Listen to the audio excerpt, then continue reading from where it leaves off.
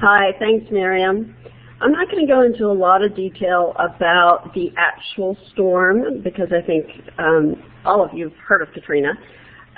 This slide shows I've got a big arrow going to the museum to show you where it is in relationship to a lot of flooding, basically. That dark area all around it, some of it's trees, that's all water. That crescent shape is a stadium.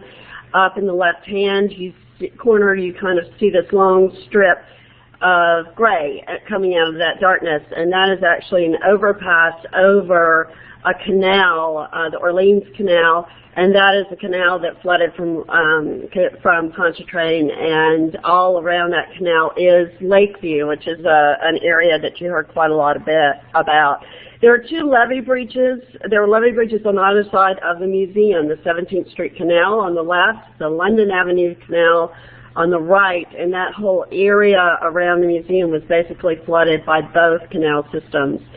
And this is a neighborhood that is never supposed to flood, and the Corps of Engineers says it will never happen again. I'm not sure I'd want to be taking bets on that. City Park is sort of all around the museum. Most of the staff of the museum lived near the museum, and since 80% of the city flooded, obviously most of the over 120 people that worked there either lost homes completely or suffered significant damage, and their homes were uninhabitable. There were several staff members that stayed in the building. They became kind of folk heroes in the papers. This was the rule at New Orleans Museum of Art prior to Katrina. If you could not evacuate, if you lived in an area that was prone, no question, you came to the museum, you brought your family. And there were people whose lives were saved because they were able to do that, and they were in the museum. The insurance company, however, did not like that, and that is no longer the rule, at least on paper. I don't know what their rule is. The unspoken rule actually is. They also, being very devoted to the museum and knowing who their bosses were, when FEMA and the National Guard demanded that they leave the building after the storm, they refused to leave until the deputy director gave them permission to actually leave. So they stayed there and they stayed put. This was the entrance to the museum, Lelong Avenue, in November. So this is 2.5 months after the storm when they cleared the street into the museum, and were starting to clear City Park as well. And that was also necessary to get things like the power back on. The live oaks that flanked the entrance were dying. The limbs were being trimmed out. They were trying to save the trees at this time. And in November, the museum still remained closed to the public, and I believe was still actually running on generator power. The most visible damage to the public was in the sculpture garden.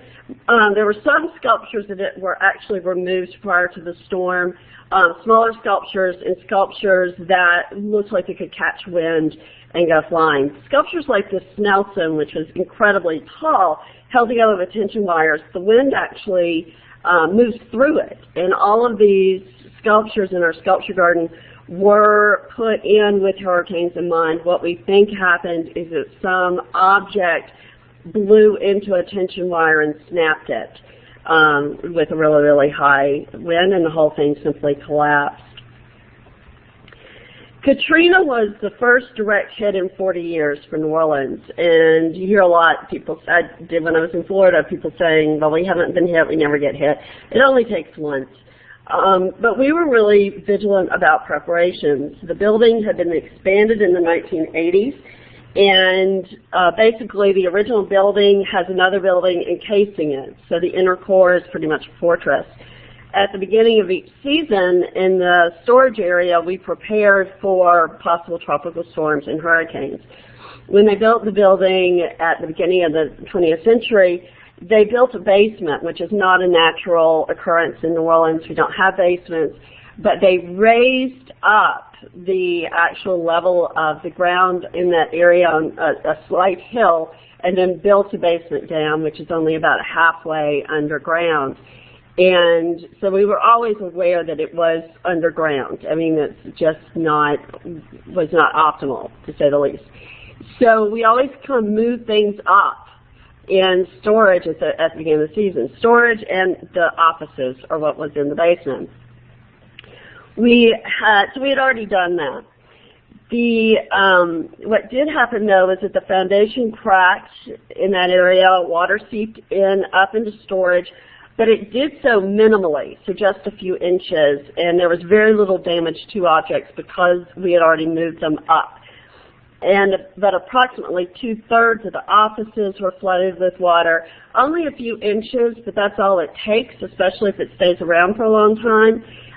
So 2/3 of the offices had to be gutted and were unusable for an extended period of time. We had a generator. It kept the temperature regulated, kept the HVAC system going. The running water was cut off, which was a whole different set of problems. But even a good generator is not designed to keep running for months, especially in a building that's 4 stories high, including 3 levels of gallery space. So the generator did run out of fuel, and what happens too in a disaster is that you're not the only one looking for fuel. So that was pretty much a difficulty, but the insurance company did step in very quickly. They got in a new generator to keep the HVAC going, and they brought in these nice retired policemen from New York who basically became the armed guards for the museum, so the staff felt more comfortable leaving. These 2 pictures, too, were also evidence of the PR campaign that was launched pretty quickly to gain attention for the museum and the arts community outside of the city and nationally, to draw attention to it and to remind people of the cultural assets that New Orleans is, and particularly New Orleans Museum of Art. Of course, there are always things that don't work. The plan had not been shared with the entire staff. I had been there for about 8 years. I was a senior curator. I was the curator of European painting. I knew how to install, deinstall, reinstall the paintings in my collection. I knew which paintings were considered vulnerable and which paintings were priority. And I knew how to help everybody else, you know, with what we were doing. We would just sort of pitch in. I had never actually seen a disaster plan. It had never been shared with me. We just did it. So there was no real training on it, except I'm sure the registrar's office. No one actually anticipated the complete breakdown of communications, and that's across the entire city. There were no cell towers. Cell communication was completely out. Landlines were completely out. Our emergency contacts for the staff were primarily relatives in the city. So you couldn't contact anybody to check on anybody. There was no Facebook at the time. So getting back in touch with the staff and just getting check-in from people was very difficult, and that was also emotionally very stressful for the staff. Most of the staff had worked together for decades, and it was a very, very tight-knit staff. We didn't find out until November that one of the guards had been lost in the flooding, and that was because it took us that long to account for everybody. We also did not have complete documentation of the building, and most museums don't. I don't think most museums think to photograph the floor in storage.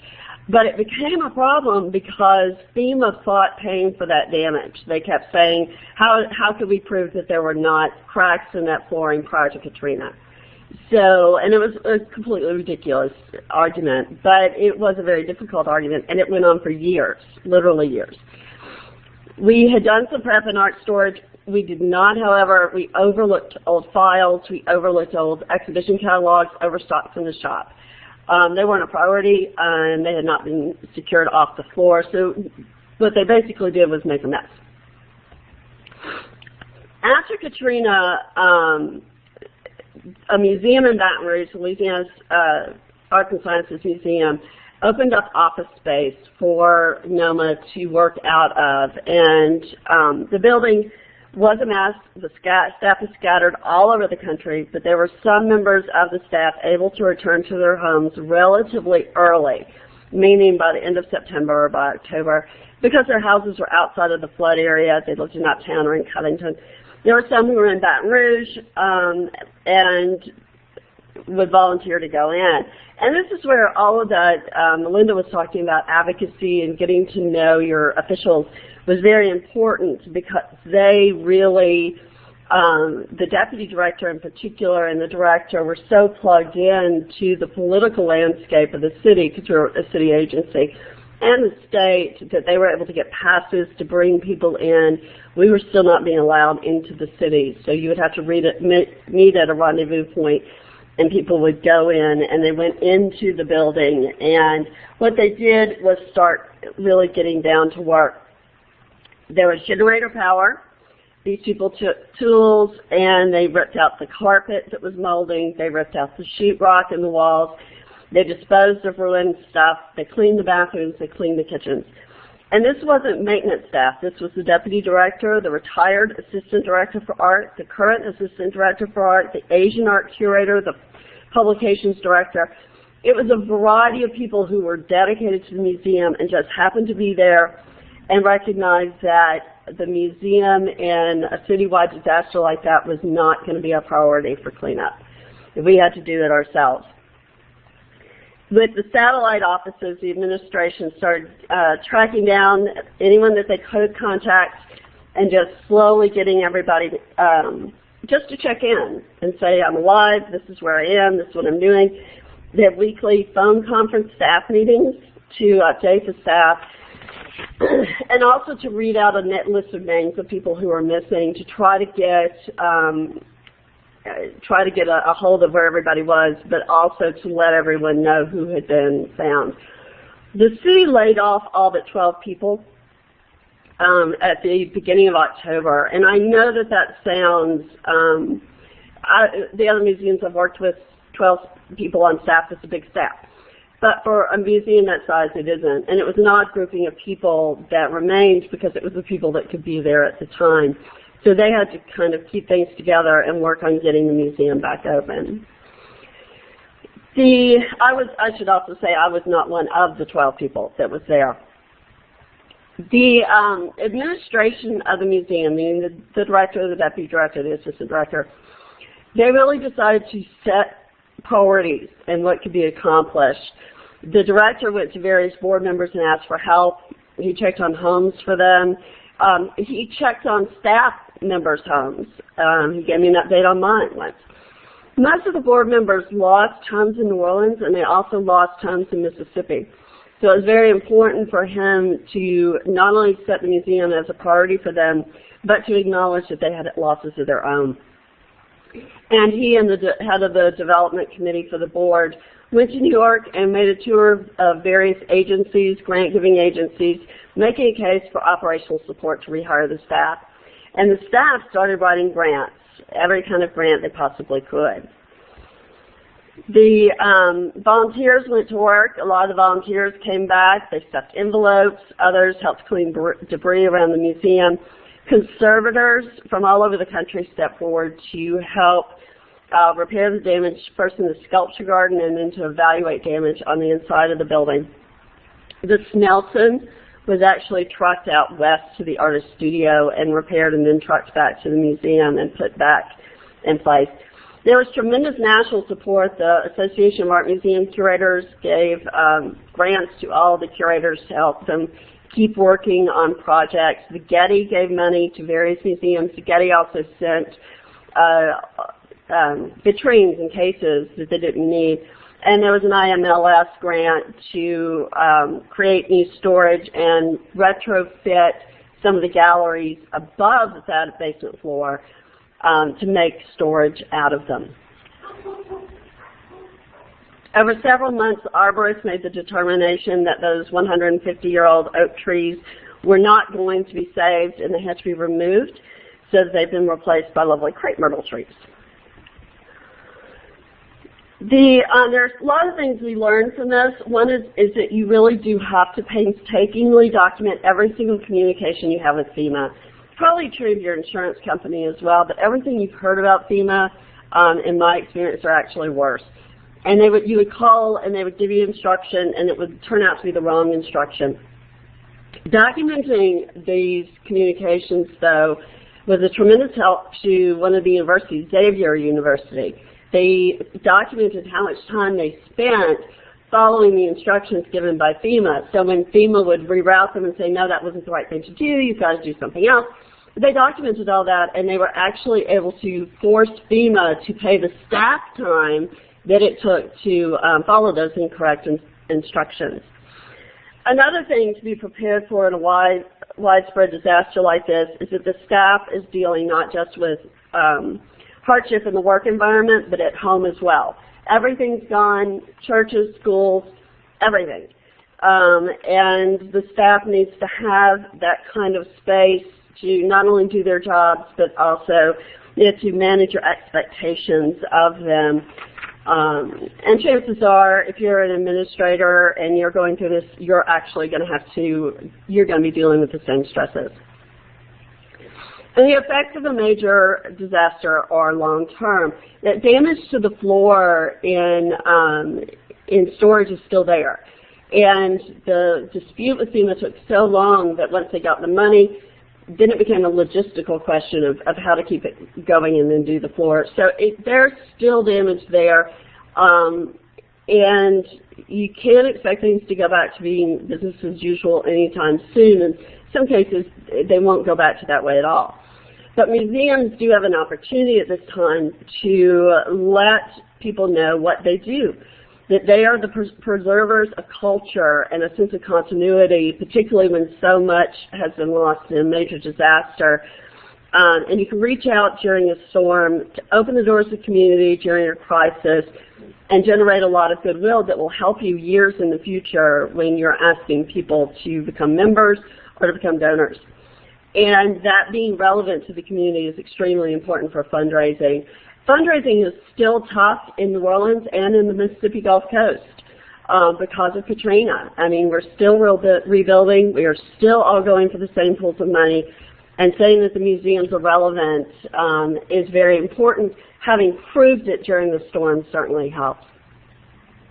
To reopen your doors and to evaluate what the community needs, and one thing you can do is if your museum has historical documents, maps, photographs, anything, show them off. The Historic New Orleans Collection and the Louisiana State Museum were both great about getting on the TV with pieces from their collection, explaining what happened and why certain areas flooded and why certain ones didn't. They had these historical documents, and all of a sudden a light bulb went off. Oh, that's what those museums do. Your museum can provide a place to gather, relax, and regroup. It's not necessarily mission-related, but it is extremely vital to the longevity and the sustainability of a museum in an area that has been hit by a major storm. Festivals and music, just a place where there's actually air conditioning for any length of time, can become great. Also, museums can host exhibitions that allow people to share their stories. New Orleans Museum of Art did this, and so did the Ogden with photography.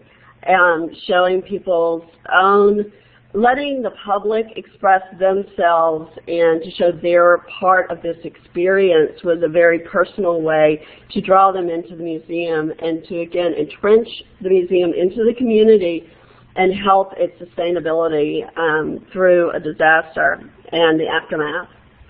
NOMA also had a program they worked with Kobe Japan and various other entities with children to use art therapy to let children express what they had gone through, and they had an exhibition of that as well. And NOMA provided some of the staffing support for that as well.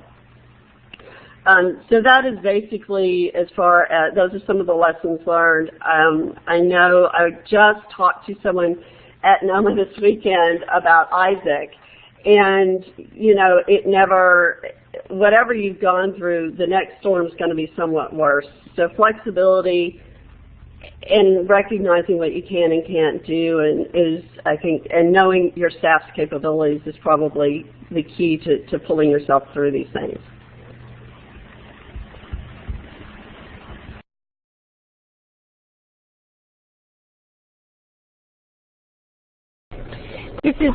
This is Miriam coming back on. Victoria, thank you very much. And I think both Victoria and Scott, those were in some ways similar stories and in some ways very different stories. And I think that in both of your cases, being able to tell your story in such a short number of minutes is pretty extraordinary, given how deep I see everybody in the room that I'm in sort of shaking their heads.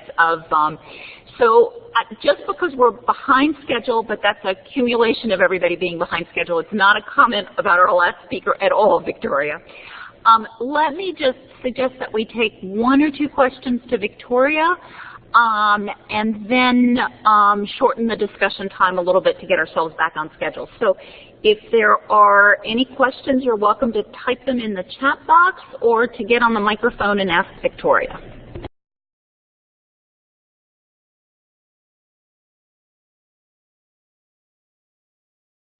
Victoria, there's a question here in Tampa, which is, how long did it take for you to reopen the museum back to the public?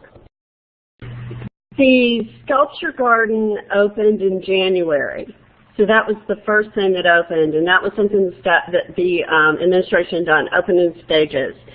And that was just, the Sculpture Garden is the easiest in terms of staffing and how many people you have to have out there. They opened in January. I believe the museum reopened to the public in March.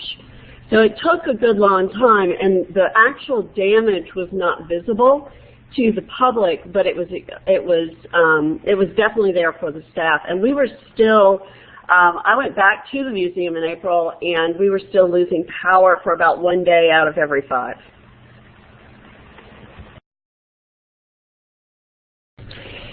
Victoria, there's also a question that clearly you had some people who stayed behind and were in the building, but if the building had been totally evacuated, how long would it have been before you could actually get back into the building?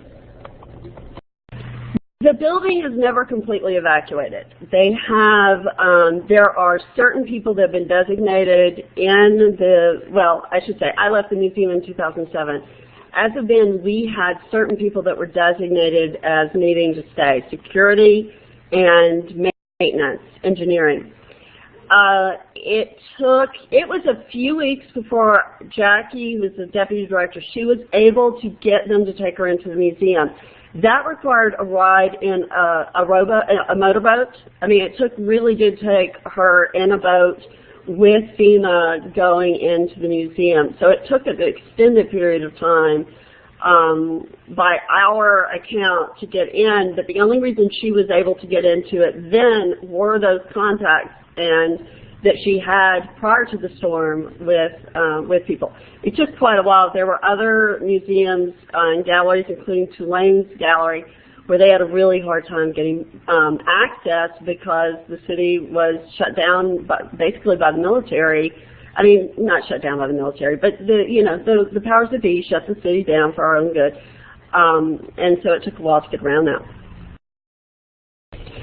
I think that's a really important point, and it might be true on the massive scale of Katrina, but it is also true on the much smaller scale, which is that if you don't have relationships, you're not going to get back in to look at your collections. A very practical question, Victoria, and you may not have the answer to it, but just in case you do, do you have a sense of the size of the generator that you were using, is what someone is asking. I don't. I just know it was really, really big and loud, but I don't actually know. It's built into the building because it would come off periodically, but I don't have that sort of technical knowledge.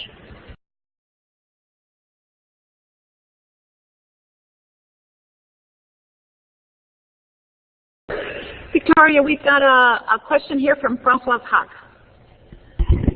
Hi, Victoria. I think you mentioned that before Katrina, you were allowed to bring in staff and their families, and after your insurance company would no longer allow that. Can you maybe talk a little bit about what the insurance company's role was and like how they were involved before and now afterwards? Directly speaking, I don't have a whole lot of, I never had a whole lot of interaction with that insurance company. So the people that can answer that question really are more the registrar's office. But the insurance company did move very quickly because, they insured the collection. And there were some things. that just from a practical matter, like the people coming to the museum in this casual manner, it used to be actually people would bring their pets as well. You know, just probably not the best idea. But from a personal standpoint, you don't want your staff members drowning in their homes. So, you know, NOMA is sort of a family in terms of the way that director ran things. As far as the disaster plan now, I'm sure it has changed significantly. They just went through reaccreditation in 2010. So I suspect it's a very different disaster plan. It's also a different director. So, and I don't know exactly, I'm not even actually sure it's the same insurance company. But they were helpful. You know, they were a resource because unlike everybody else, they're outside of the region. You know, they're not personally affected by the storm. So that was a real help in terms of being able to get resources and help. If you wait till after a storm, you're not going to be able to find a generator, for instance. If you suddenly think that you need one, or cleaning systems, you're going to have to bring them in from somewhere else because everybody's going to need the same help. So those insurance companies actually can be helpful. This is Miriam, and I think every one of us could continue on this conversation for about another hour or two. I'm going to say huge thanks to both Victoria and Scott for these inspirational stories. If there was ever any hesitation about the work that we're doing in these workshops, thank you very much for help reminding us. And in many ways, I'm glad that we did these two stories at the end of the workshop series rather than at the beginning, because I think there is something so overwhelming about these two stories that it's actually really helpful that we've all collectively done a lot of work thinking about this rather than just be overwhelmed by what happens in a complete disaster, which is what both of you faced. But the recovery stories are really heartening.